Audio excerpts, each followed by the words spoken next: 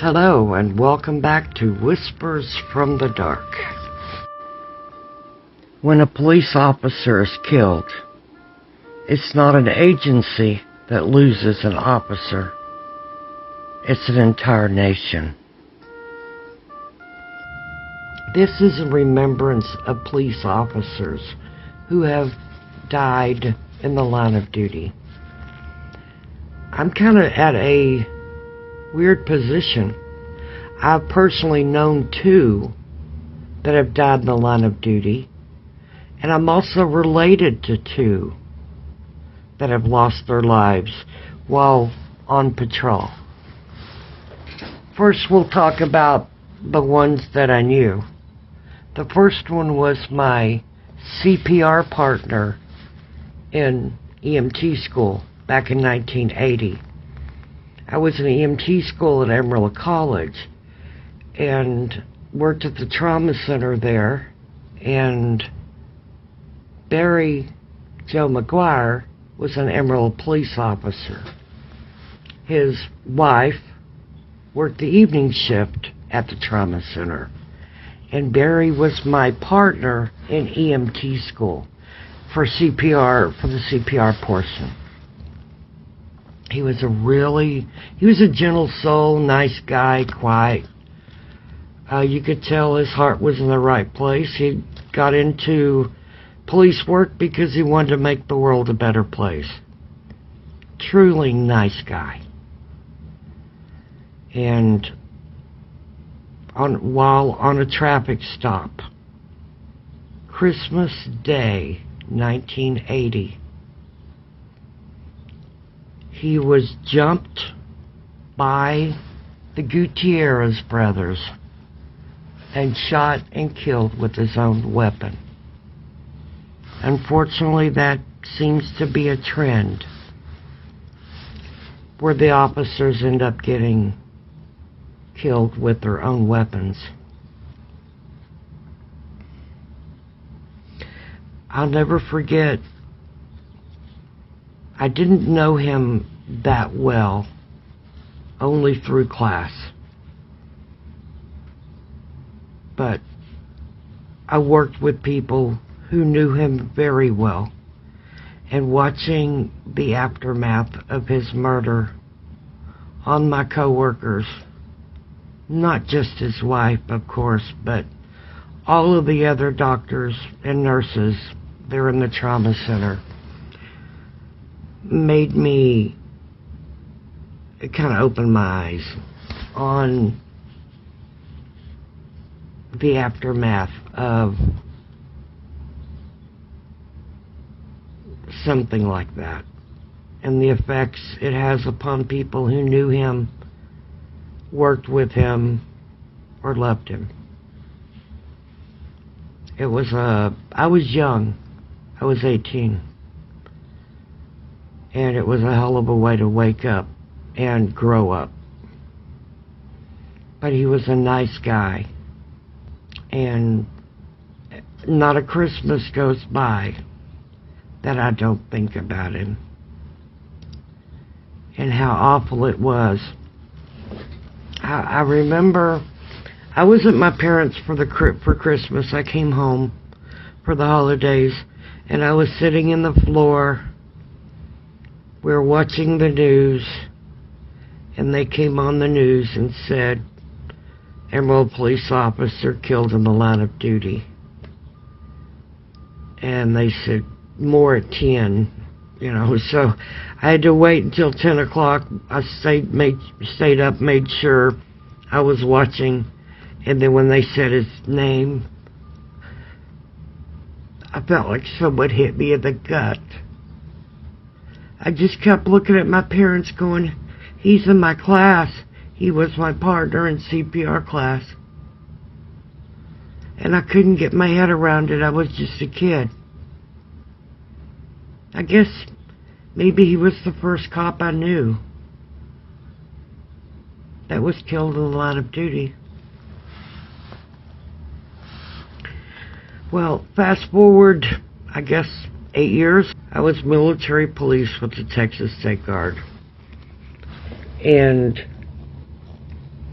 I remember we had drill one weekend, and on Sunday, we usually would break off and go somewhere to eat. And I remember the sergeant, we went to the Pizza Hut or Pizza Inn, one of the two, and the sergeant asked me, would you join me over here in the booth? I'd like to talk to you about something. He explained to me that he had been told he was going to get a promotion, and that he was told to consider who to train for his replacement. And he said he would like for me to do it if I would be interested. And I remember being mind blown. First of all, I didn't want to lose him as our sergeant. He was great. And we all respected him and looked up to him.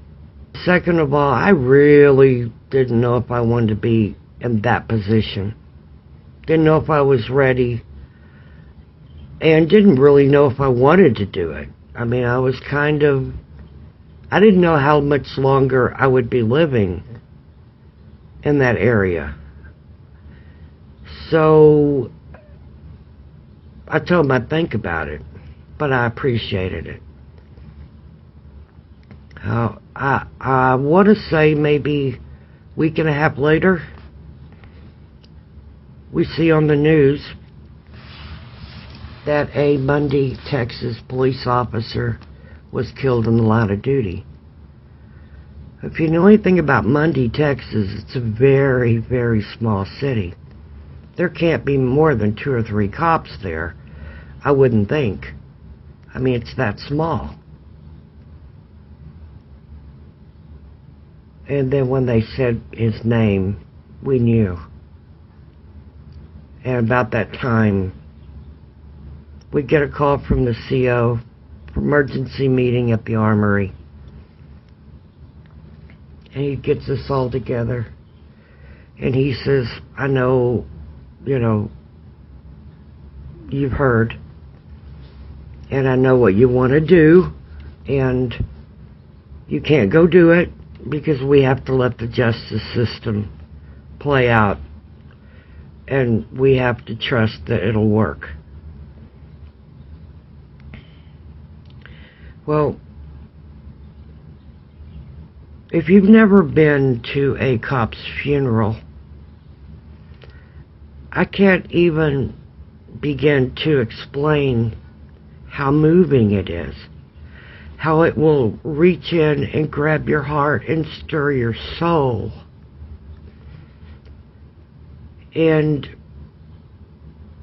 there's no words where I can explain it. And if you have been to one, my condolences, and I know you'll understand. At a cop's funeral, you'll see police officers from every police department across the nation. I think I even saw them from Alaska, or one from Alaska and Hawaii. And I don't know how in a couple of days' time they could make it here. I just don't get it, but it happened. I saw them. And it was miles and miles of police cars. As far as the eye could see, police cars with their lights going.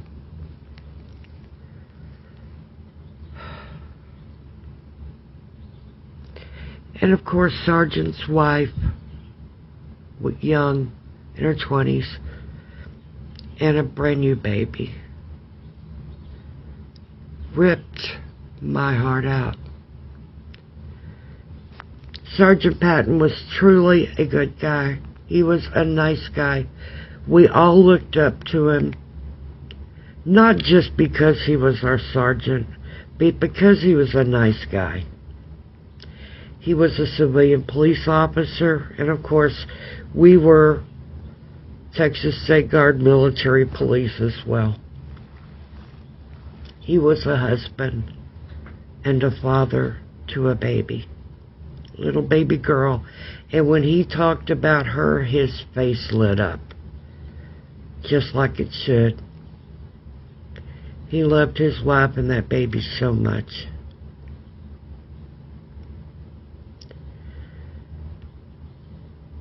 With it being May, I always think of, on Memorial Day, I don't just think of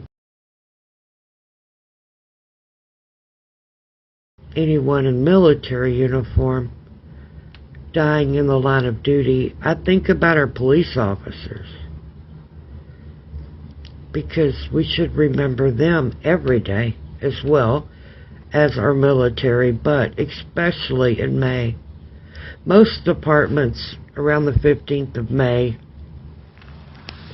have some type of a fallen officer memorial ceremony.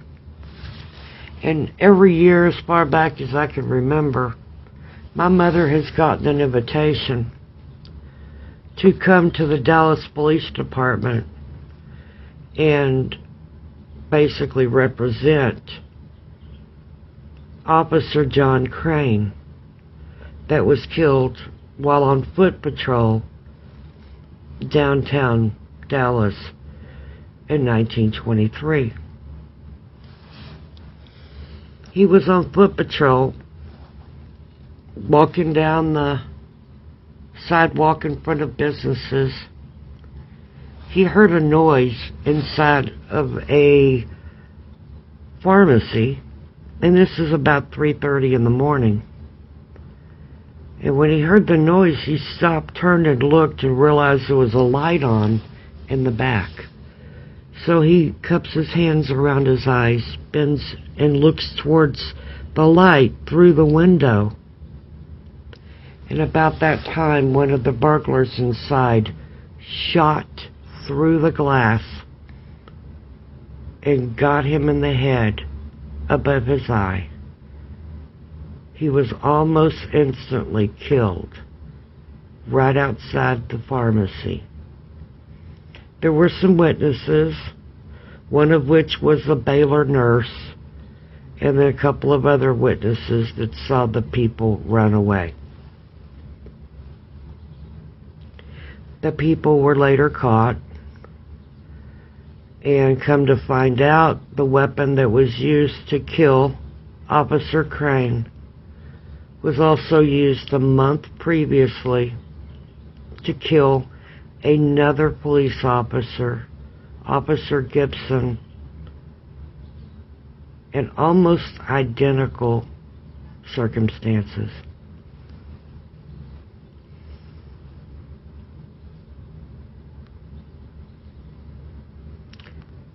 Officer Crane was my grandmother's cousin. She said he was a nice guy, he was funny, and so when she couldn't go and represent him in her later years, she asked my mother to do it. And then, before my mom passed, she asked me, would I continue and carry the torch and not let his memory be forgotten. So, Officer Crane, you are not forgotten. And now people from all over the world are going to hear your story and are going to see your face. And I'm adding a picture right here of an actual scanned image of a family photo with all of your brothers and family in it. Officer Crane is at the top row, far left. And these are the Crane family. And I have custody of that picture and several others with him in it. But Officer Crane, like I said, is related to me on my mom's side. Up until almost a year ago, I thought he was the only police officer that I was related to that had been killed in the line of duty. But I found out different. I found out that I'm also related to another officer, but on my dad's side. Just found this out about a year ago. Totally blew my mind. If you follow this channel, a couple of videos ago, I did a video that said I was haunted by a face. Who was she? And I talked about my great-great-grandmother and how I accidentally discovered who she was, and that she was buried just a couple of miles down the street. Well, while researching her last year, after I discovered who she was and researching her, I also discovered that her father, Officer William Henry Riddell, was killed in the line of duty in the 1890s. And guess what? He worked for Dallas Police Department. The same department that my grandmother's, my mother's mother's cousin worked at, that was killed in the line of duty. Same department, just 30 years apart. So, I've got my mom's cousin, Officer Crane, and then my great-great-great-grandfather, Officer Riddell, that was also killed on duty in the 1890s. He and a partner went to go pick up a guy on a warrant. The guy that had the warrant was a local merchant, and they went to his business to pick him up. And as they walked up through the door, he opened fire, killed Officer Riddell, and Officer Riddell and his partner was able to exchange gunfire with him, but wasn't able to hit him, and he barricaded himself in his apartment, which was up above his store.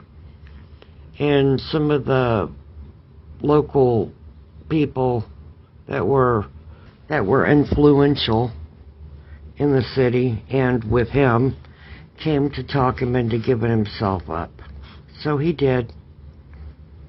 And as they put him in the wagon, because they didn't have cars then, they actually used horses and wagons to transport prisoners. As they put him in the back of the wagon to take him to jail, a lot of city people had gathered, and they were going to lynch him. They were going to get him out of the wagon and lynch him. And newspaper articles show that they actually got a rope around him, pulled him out, and then the officers had to get custody of him again, and there was quite a fight to get him in one piece to the jail. And they couldn't take him to their actual jail, they had to take him somewhere else because of the mob activity.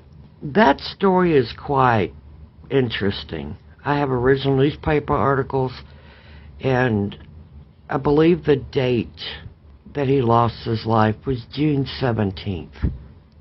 So if I'm able, I will do a video just about him and his case, along with an interview. That's right. I'm going to interview him. So keep your eyes peeled. Subscribe if you hadn't already. Hit the like button and come back in June and see if I can pull it off, because I'm going to try. These are the two officers I'm related to. Officer Crane and Officer Riddell. Direct DNA blood relatives. The strange part is both of them worked the same department, same city, just 30 years apart. Life is that way. Truth and history is stranger than fiction. But remember, on Memorial Day, a lot of people have lost their lives giving us what we've got today. It's up to us to remember them, thank them, hold their family and loved ones in our hearts and prayers, and make them proud. Be safe.